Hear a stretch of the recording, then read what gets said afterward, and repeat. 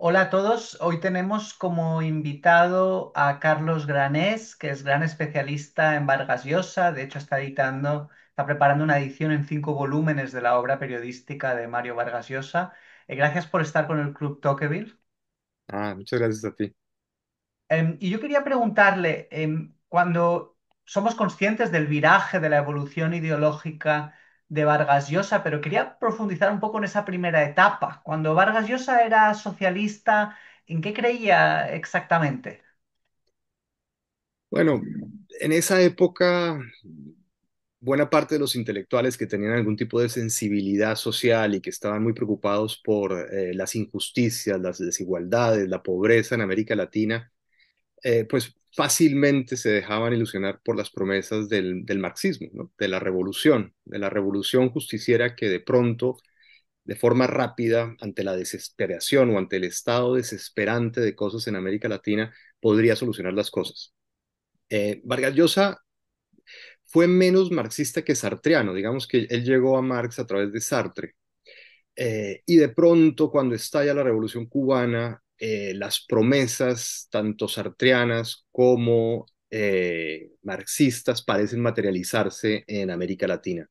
Aunque el castrismo, más que un comunismo o más que un marxismo, empezó inicialmente como una defensa de la democracia que fue evolucionando hacia un nacionalismo latinoamericano y finalmente hacia una forma de misión jesuítica del siglo XX en donde un padre estaba intentando eliminar el vicio yanqui, la corrupción, y dictando cómo debía vivir toda una isla que estaba aislada del mundo entero, ¿no? Entonces, ese fue el primer, digamos, contacto ideológico que tuvo Vargas Llosa con ideas de izquierda o revolucionarias que, bueno, muy rápidamente empezaron a decepcionarlo. Ujú. Fue también, supongo, en la época de estudiante en San Marcos, en Lima, ¿no? Donde... Sí, por supuesto. Ahí, en ese momento se le conocía como el sartrecillo valiente, porque era un decidido lector y defensor de Sartre. Y en San Marcos empezó a militar en Cahuide, que era una célula del Partido Comunista Peruano. Ahí, bueno, no estuvo mucho tiempo, pero alcanzó a familiarizarse con la militancia clandestina, con los boletines subversivos, con las ideas de Marx, con las discusiones que se dan en estas células, ¿no? Ahí. Y el desencanto se produce a raíz del caso Padilla. Quizá nos lo puede contar para los espectadores más jóvenes que no recordarán. En realidad empieza antes, empieza hacia 1965 cuando a unos escritores que formaban el grupo El Puente, algunos de ellos incluso homosexuales, los detienen y los mandan a estas unidades de ayuda a la producción, que eran más o menos un trabajo obligado, ¿no? Un trabajo casi que de gulag. Y Vargas Llosa protestó por este primer síntoma de lo que era la revolución cubana. No, no primero, pero el primero que él percibía, ¿no? Que era un sistema que fácilmente podía aplastar al individuo y sobre todo al individuo que más libertad reclamaba para sí, que era el artista. En el caso de los escritores del Puente era básicamente porque eran homosexuales, entonces eso influyó mucho en su detención. Pero posteriormente vendría el caso de Berto Padilla, que fue un poeta que empezó a expresar de forma muy abierta sus críticas hacia el régimen, incluso hacía chistes, se burlaba del régimen, de lo mal que estaba funcionando. Y él, de alguna forma, creía que por ser escritor y por la importancia que le daba Castro a los artistas y a los escritores, gozaba de cierta inmunidad. En el 71 se dio cuenta de que no, de que Castro estaba dispuesto a aplastar cualquier disidencia, viniera de donde viniera, y lo encarcelan a él y a su esposa por un poemario fuera de juego, en donde, sobre todo en el primer poema, hace una crítica velada al régimen castrista, ¿no? Una crítica, digamos, no era tan explícita, pero sí se veía y que el régimen detectó y eso le costó la libertad. Y además de eso le costó una humillación pública que fue replicar lo que se hacía en los juicios estalinistas, que era confesar sus propios crímenes, sus propias traiciones, sus propias perversiones y corrupciones delante de una audiencia, ¿no? Hay un documental reciente, ¿no? El caso Padilla, que lo muestra la filmación de esa confesión tan humillante a la que fue sometido Padilla. Después de ese caso, ya las críticas de Vargas Llosa no fueron en privado, sino públicas, a través de cartas, manifiestos, a las que se adhirió buena parte de la intelectualidad de la izquierda, y de ahí en adelante ya hubo una fractura absoluta, total, con el castrismo, inicialmente no con la izquierda, inicialmente no con el socialismo, pero sí con Cuba. Cuba había traicionado un precepto fundamental para Vargas Llosa, que era hacer un socialismo en libertad, es decir, un socialismo en donde los artistas podrían expresar, criticar y crear en libertad. El caso Padilla traicionó ese principio clarísimamente y desde ahí Vargas Llosa no volvió a saber nada de Cuba. En esa época, a principios de los años 70, Vargas Llosa vivía en España, en Barcelona concretamente. ¿Cómo le influyó esa experiencia de experimentar en el tardofranquismo en España? ¿Cómo influyó en su pensamiento político? Bueno, él se muda a Barcelona por insistencia de Carmen Balcells en el 70.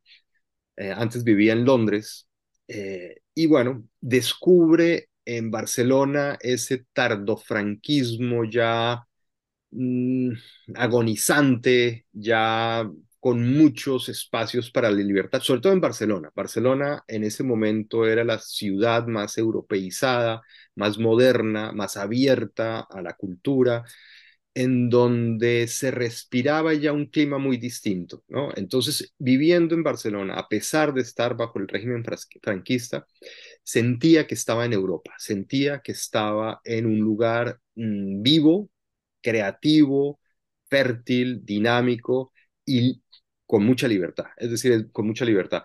Y se puede ver incluso en los procesos de censura de sus novelas. Por ejemplo, a mis manos llegó el manuscrito censurado o que pasó por las manos del censor de La Casa Verde, que es una novela del 65. Y en realidad la censura es tontísima. Creo que la única palabra que quitan es teta. No es mucho más. No es una censura muy quisquillosa. Se censuraba mucho más en Cuba, por ejemplo, ¿no? Entonces, bueno, fue una experiencia muy agradable. La esposa de Vargas Llosa decía que sus años más felices fueron en Barcelona, porque venían de Londres, en donde habían tenido dos hijos. Mario estaba escribiendo Conversación en la Catedral, que fue una obra muy exigente, daba clases, y digamos, vivían muy apretadamente y con una carga de trabajo, la crianza de dos niños, es decir, muy pesado. Y llegan a Barcelona y encuentran un nicho de escritores latinoamericanos, amigos, diversión, vida, paseos a Perpiñán, paseos a ver cine en Francia, eh, mucha más libertad y complicidad de todo un gremio de escritores, de amigos, ¿no? Que finalmente conformarían, o bueno, para ese momento ya habían conformado el boom latinoamericano. Pero fue en Londres donde empieza a leer a los clásicos liberales, Vargas Llosa, donde empieza a estudiar en profundidad el Mm, liberalismo, o todavía no, no, es muy pronto todavía. Sí, todavía es pronto, ahí todavía no. Digamos que él había leído a Raymond Aron, pero a escondidas y con ojo crítico, porque era el rival de Sartre. Entonces, él, con su fervor sartreano, siempre estaba tentado a darle la razón a Sartre y no a Raymond Aron, pero lo leía, estaba familiarizado con el pensamiento de Raymond Aron.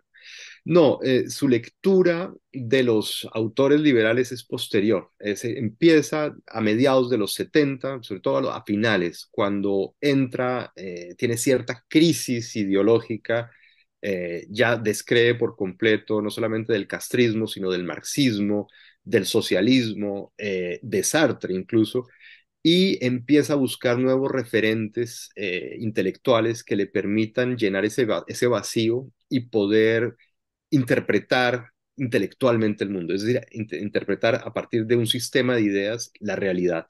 Y ahí es cuando empieza a leer a Jean-François Revel, a Isaiah Berlin, es de los primeros autores que lee, y después a Popper, que lo lee con mucho interés y en enorme profundidad, y después a Friedrich Hayek, ¿no? Y también a von Mises, bueno, y a varios otros autores liberales. Pero ese es un proceso que empieza, digamos, hacia la segunda mitad de los años 70. E imagino que después también la aparición de una figura como Margaret Thatcher, a quien llegó a conocer en persona, debió de influirle e impresionarle mucho, ¿no? Sí, a Margaret Thatcher la conoce en el 83, cuando vuelve a vivir a Londres. Este hispanista Hugh Thomas organiza una cena en su casa Ujú. con Naipaul, con Isaiah Berlin, con Tom Stoppard, con una serie de personalidades importantísimas de la academia y de la cultura británica para someter a juicio a Margaret Thatcher. Fue una experiencia interesante. Vargas Llosa escribió un artículo posterior que se llamó Una dama entre las fieras, porque en efecto estaba rodeada de intelectuales muy sagaces, muy agudos, pues supremamente cultos que la sometieron a un examen fuerte. Y ahí fue cuando Vargas Llosa dijo, estamos frente a una persona con peso intelectual, con solidez en sus ideas, y de la que no hay que avergonzarse. Ese fue el veredicto de Isaiah Berlin, nothing to be ashamed of. Es decir, eso fue lo que dijo Berlin, o lo que recuerda Vargas Llosa que dijo Berlin en esa cena, y desde ahí empezó a interesarse por su figura política. Ujú. Respecto a la propia experiencia política de Vargas Llosa, no me interesa tanto entrar en los detalles de esa campaña contra Fujimori en el 90, pero sí que me gustaría reflexionar sobre qué legado que ha quedado en el Perú de aquella campaña, de aquella experiencia. Quedó un legado clarísimo. Digamos, él defendió con mucha fuerza la independencia del Banco Central, ¿no? Que el Poder Ejecutivo no tuviera control de las finanzas, que no nacionalizara la banca. Esa fue una de las batallas que dio, ni siquiera como candidato, simplemente como intelectual público en el 87, cuando Alan García amenaza con nacionalizar la banca.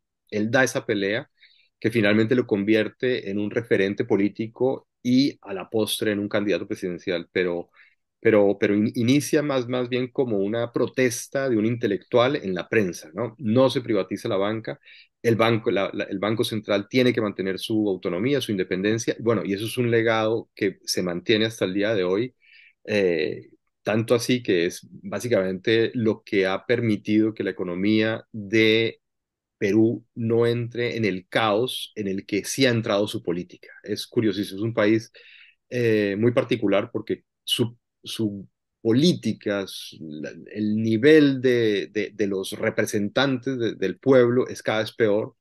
El Congreso cada vez pierde más legitimidad. Tiene en este momento creo que un 2% de aprobación popular.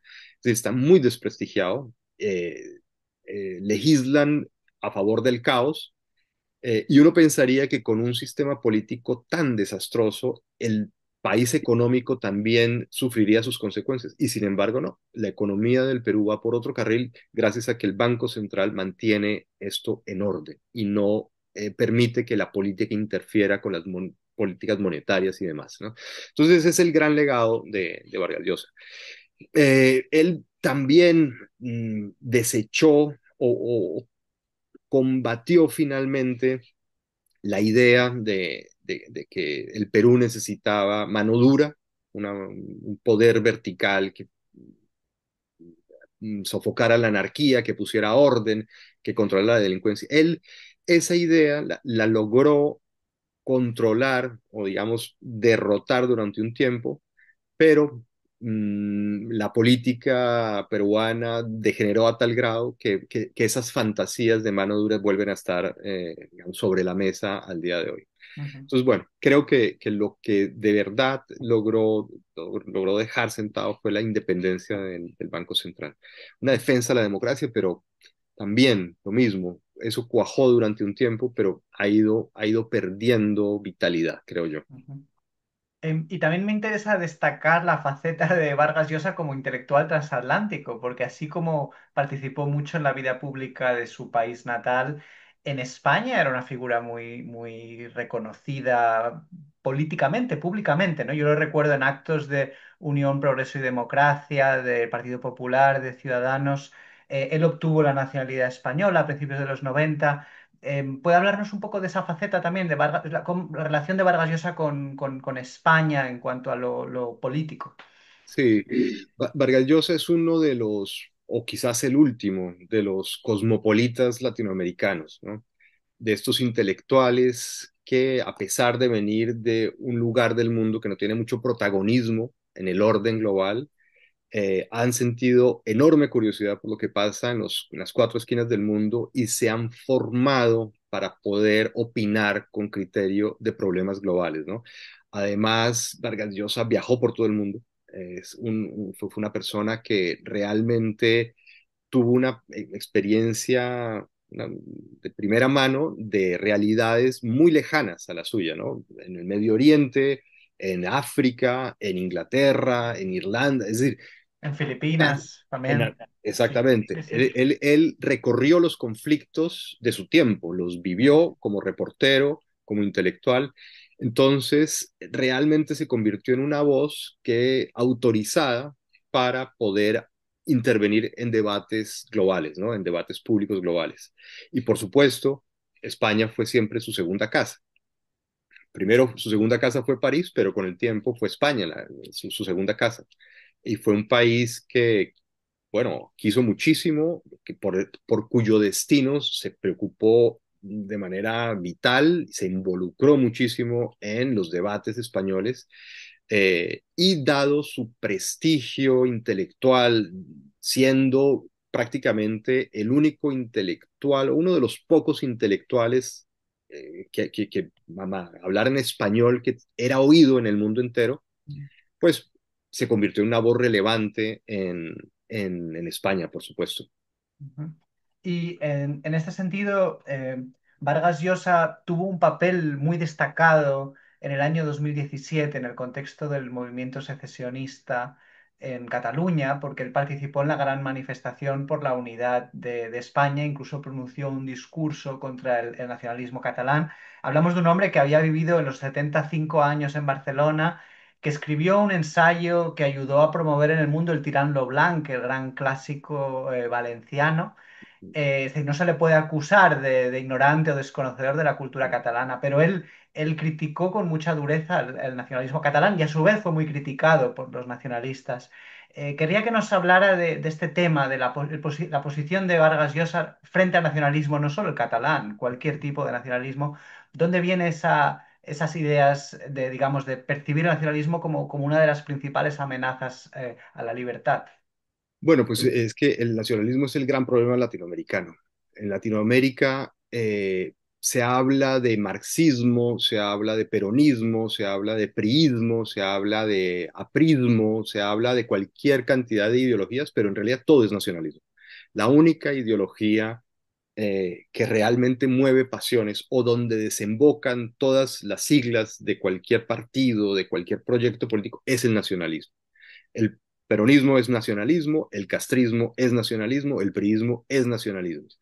Y el nacionalismo en América Latina ha impedido procesos de integración que debieron haberse dado de manera un poco lógica.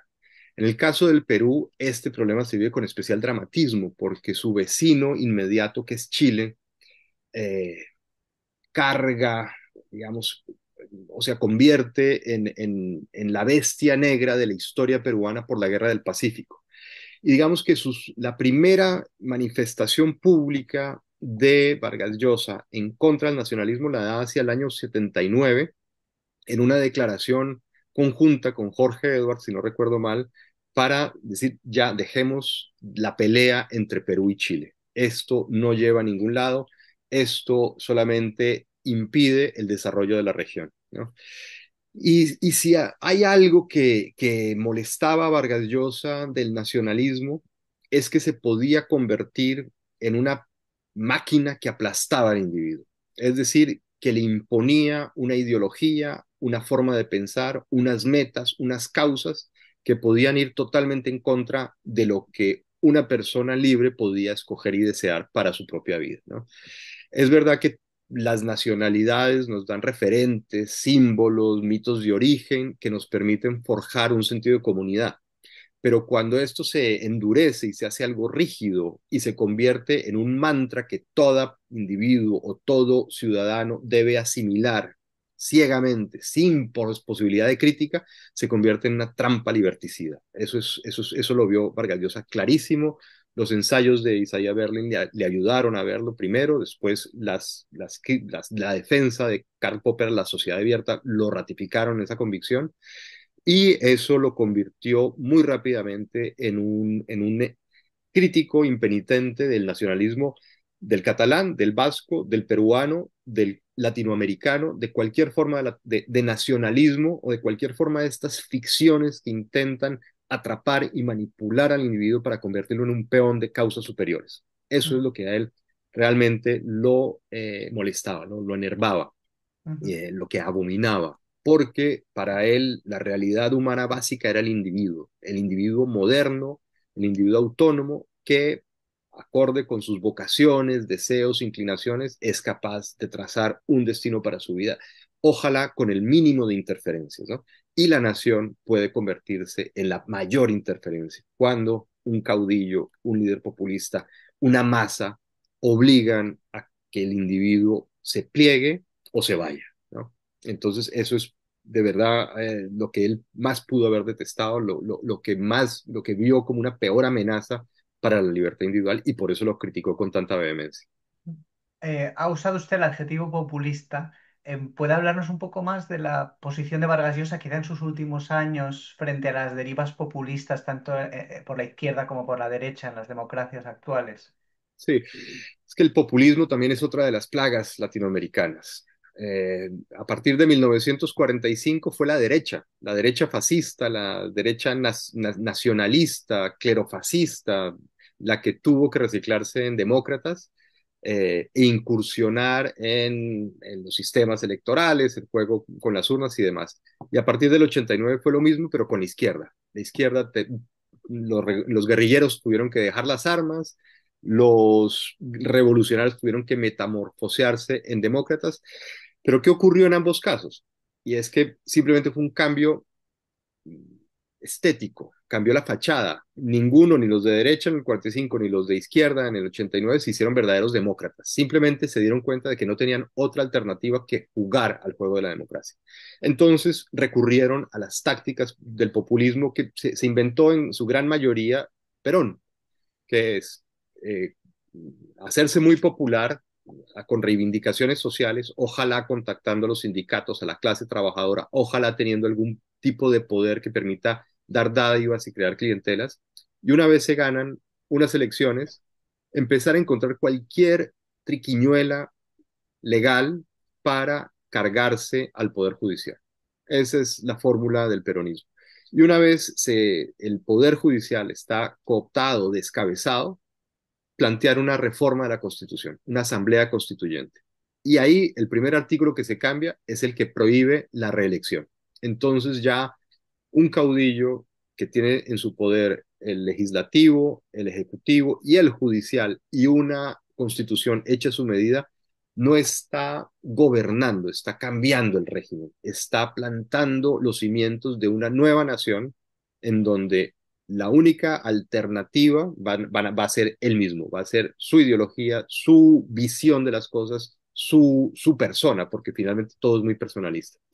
Por ejemplo, esto degenera nuevamente en nacionalismo. Perón decía que el Estado tenía la obligación de enseñarle a cada persona cómo pensar como argentino. Es decir, el poder cuando se hace omnívodo, se otorga la potestad de formatear los cerebros, de decirle a la persona cómo ha de pensar para ser un buen catalán, un buen vasco, un buen peruano, un buen argentino. Y quien no se ajusta a eso, ¿en qué se convierte? En el antipueblo, obviamente, ¿no? En un enemigo, en un traidor, en un butifler, en lo que sea, ¿no? Es decir, en alguien que no hace parte del pueblo verdadero, de la nación verdadera. Entonces, por supuesto, eso convirtió al populismo en otra bestia negra de Vargas Llosa. Y diría yo que de verdad de cualquier liberal y de cualquier demócrata liberal en América Latina. Muchas gracias. Nos está ofreciendo una visión muy, muy profunda y matizada del pensamiento de Vargas Llosa y era el objetivo de esta conversación porque hay gente que tiene una visión como muy caricaturesca, ¿no? Yo he oído tantas veces el comentario, Vargas Llosa, no comparto sus ideas, pero es un gran novelista. ¿Qué respondería usted a ese lugar, común? Bueno, eso una de dos, o que tienen el hábito de leer novelas con condón, ¿no? Para no contagiarse de ideas nocivas, ¿no? O sencillamente que no conocen la obra de Vargas Llosa. Y yo me inclino más por la segunda opción, es decir, sencillamente no lo han leído. Se han dejado llevar por los estereotipos que sembró Cuba, la izquierda cubana, la izquierda latinoamericana, sobre este gran ultraderechista, este gran fascista, y que es una caricatura absurda. Si algo defendió Vargas Llosa fue el individuo, es decir, la libertad individual. Y esto no tiene nada que ver con derechas o izquierdas, tiene que ver con la defensa del programa moderno ilustrado occidental. Y eso es finalmente lo que defiende Vargas Llosa. En ocasiones es la izquierda quien encarna esas ideas. En ocasiones, yo creo que en el presente es bastante claro, a cierta derecha las puede llegar a encarnar mejor que la izquierda, ¿no? Pero Vargas Llosa se mueve ahí, defiende eso y va a apoyar la opción presidencial o el partido que más claramente encarna estas ideas. No es que siempre se incline por el más escorado a la derecha. Esa es una caricatura burdísima que demuestra, por supuesto, una absoluta ignorancia en lo que escribió, en lo que pensó, en sus compromisos públicos, en sus debates en prensa, con otros intelectuales digamos, y en el mundo entero además. Además, siempre expresó sus ideas de una manera muy tolerante y abierta y estaba dispuesto a reconsiderarlas y a cambiar de postura, ¿no es Por cierto? supuesto, digamos que él lo hizo de una forma dramática, renunció a la causa por excelencia del latinoamericanismo, que era Cuba, que era una causa que había animado a toda una generación y a todo un continente. Y él, al ver traicionado justamente ese ideal, el de la libertad individual, el del respeto al individuo autónomo, moderno, sencillamente dijo no más. Y para él fue penosísimo, fue durísimo, fue desgarrador. No solamente renunciaba a unas ideas, sino a sus amigos, a su gremio. Sufrió un rechazo descomunal por parte de todo el gremio cultural latinoamericano y buena parte del europeo. Entonces se convirtió casi que en un paria. Y, por supuesto, de ahí es de donde viene cierto resentimiento de la izquierda hacia Vargas Llosa y buena parte de las visiones caricaturales que se tienen de él, ¿no? Insisto, es que sencillamente no lo han leído o no entienden qué diablos es lo que está defendiendo. Carlos Granés, ha sido un placer escucharlo. Muchas gracias por estar con nosotros. Nada, encantado, Luis, un gusto.